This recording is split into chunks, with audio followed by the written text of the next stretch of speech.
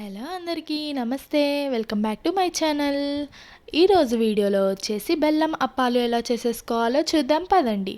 ఒక కళాయి తీసుకొని బెల్లం అయితే యాడ్ చేసుకోవాలి. మీకు ఎంత తీపి కావాలంటే అంత బెల్లం అయితే యాడ్ చేసుకోవాలన్నమాట. మనం ఆ బెల్లం యాడ్ చేసేసుకున్నాక మనం చితక్కొట్టుకోవాలి. బెల్లాన్ని పెద్ద ముక్కలుగా చితక్కొట్టుకున్నా పర్లేదు, ఎందుకంటే మనం బెల్లం కరిగించుకుంటాం కాబట్టి వీడియోలో చూపిస్తున్నట్టుగా చితక్కొట్టుకోవాలి. తర్వాత వాటర్ అయితే యాడ్ చేసుకోండి. కరిగించడానికి వాటర్ కావాలి కాబట్టి యాడ్ చేసుకున్న తర్వాత స్టవ్ అయితే ఆన్ చేసుకొని మనం ఆ కళాయిని అయితే స్టవ్ మీద పెట్టేసుకోవాలన్నమాట.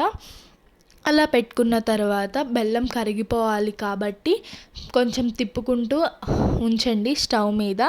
అప్పుడు బెల్లం మొత్తం కరిగాక ఇంకొక గిన్నెలాగా తీసుకొని వడకట్టుకోవాలి.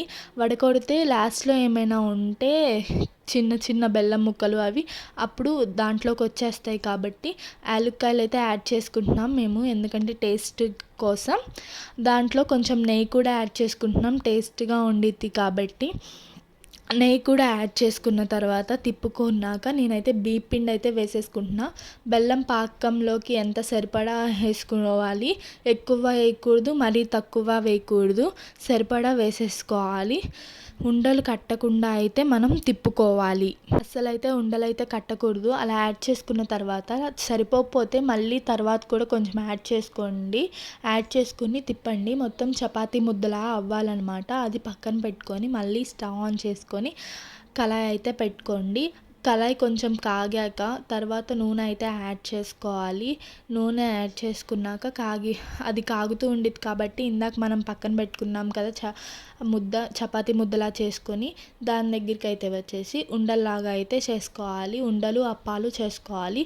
మీరు ఒకేసారి చేసుకొని వేసుకున్నా పర్లేదు, లేదంటే కొన్ని చేసుకొని మూకిట్లో వేసుకొని అవి వేగేంతవరకు మిగతా కొన్ని చేసుకున్నా పర్లేదు. నేనైతే నూనె కాగే లోపల కొన్ని అయితే చేసేసుకున్నాను. నూనె కాగిందో లేదో అని కొంచెం పిండిని అయితే వేసి చూసుకోవాలి. అలా కాగింది అని మనకు అనిపిస్తే ఆయిల్లో ఫ్రీగా ఉండేటట్టు వేసుకోవాలి. నేనైతే 6 or 7 వేసుకున్నాను అప్పాలు. ఆయిల్లో ఫ్రీగా వేగాలి, ఎందుకంటే మనం తిప్పేటప్పుడు కూడా జాగ్రత్తగా తిప్పుకోవాలి. ఎందుకంటే అవి మెత్తగా ఉంటాయి కాబట్టి ఇరిగిపోతూ ఉంటాయి ఆయిల్లోనే. నీట్గా రెడ్ కలర్లోకి వచ్చేంతవరకు వేయించుకోవాలి. మాడిపోనివ్వకుండా మెల్లిగా తిప్పుకోవాలి.